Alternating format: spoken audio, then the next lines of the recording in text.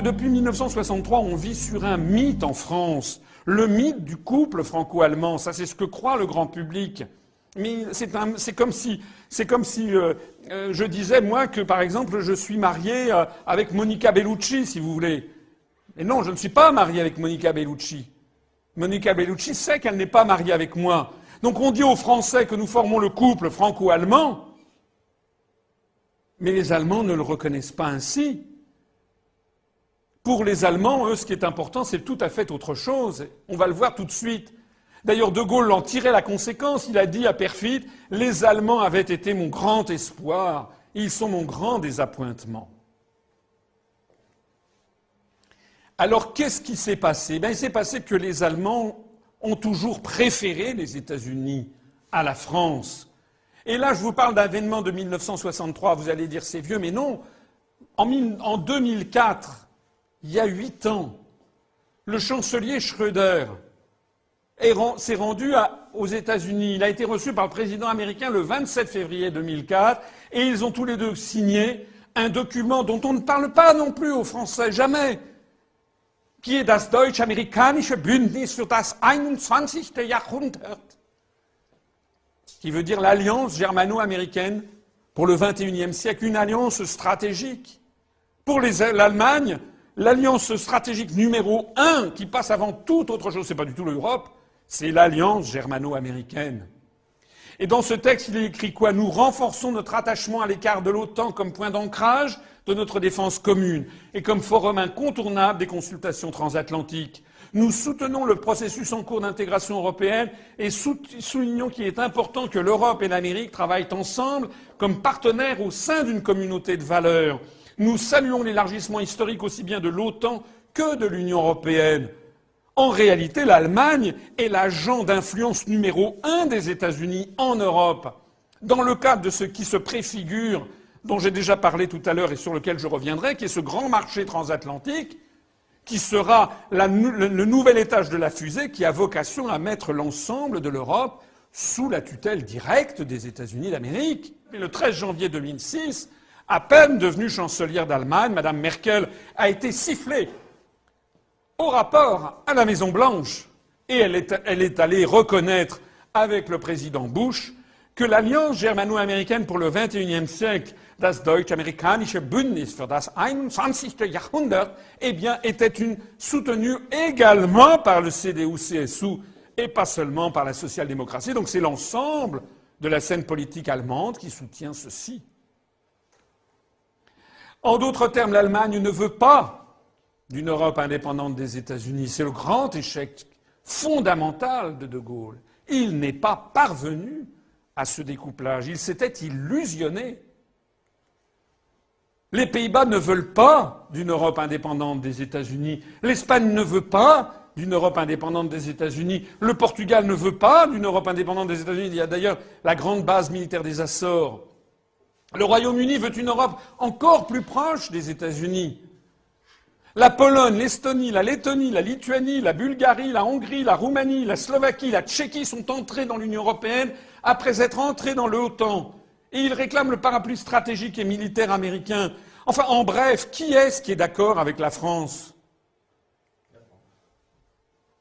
Comme disait De Gaulle, la difficulté, c'est que les colonisés ne cherchent pas vraiment à s'émanciper des Américains.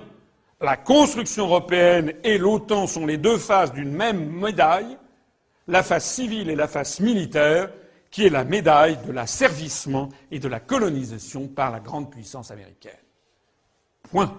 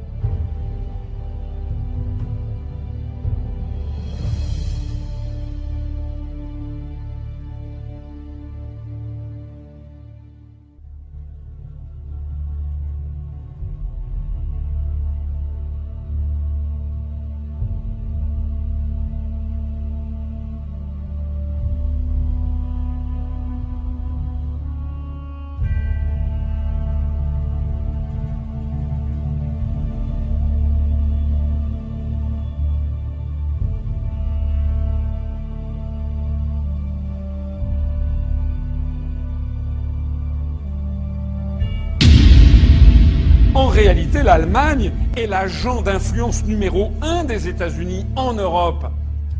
En réalité, l'Allemagne est l'agent d'influence numéro 1 des États-Unis en Europe. En réalité, l'Allemagne est l'agent d'influence numéro 1 des États-Unis en Europe. Le 13 janvier 2006, à peine devenue chancelière d'Allemagne, Mme Merkel a été sifflée au rapport à la Maison-Blanche. Et elle est allée reconnaître avec le président Bush que l'Alliance germano-américaine pour le XXIe siècle, das deutsch-amerikanische Bündnis für das 21. Jahrhundert, eh bien, était soutenue également par le CDU-CSU et pas seulement par la social-démocratie. Donc c'est l'ensemble de la scène politique allemande qui soutient ceci.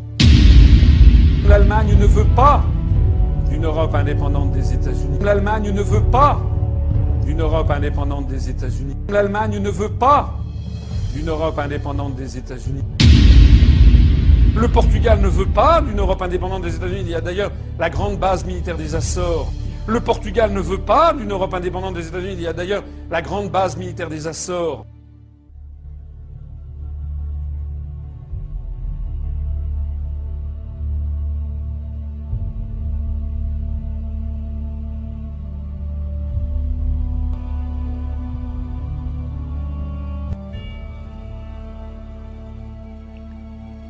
En méditant sur l'essence de ces 4 points, une question s'impose à mes compatriotes marocains et à mes frères et sœurs sahraouis retenus à Tindouf.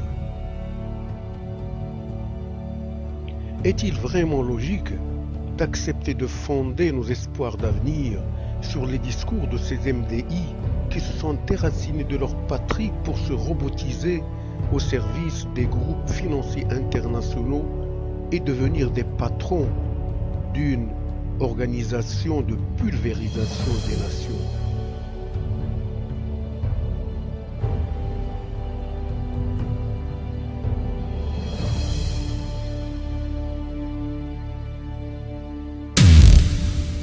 Autrement dit, n'est-il pas temps de remettre en cause le lexique imposé par ces MDI afin de débattre le sens profond de leurs termes et concepts et mettre fin à leur guerre d'information?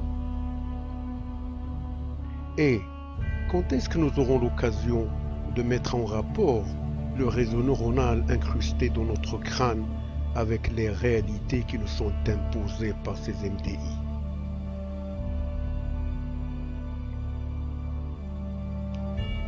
À suivre.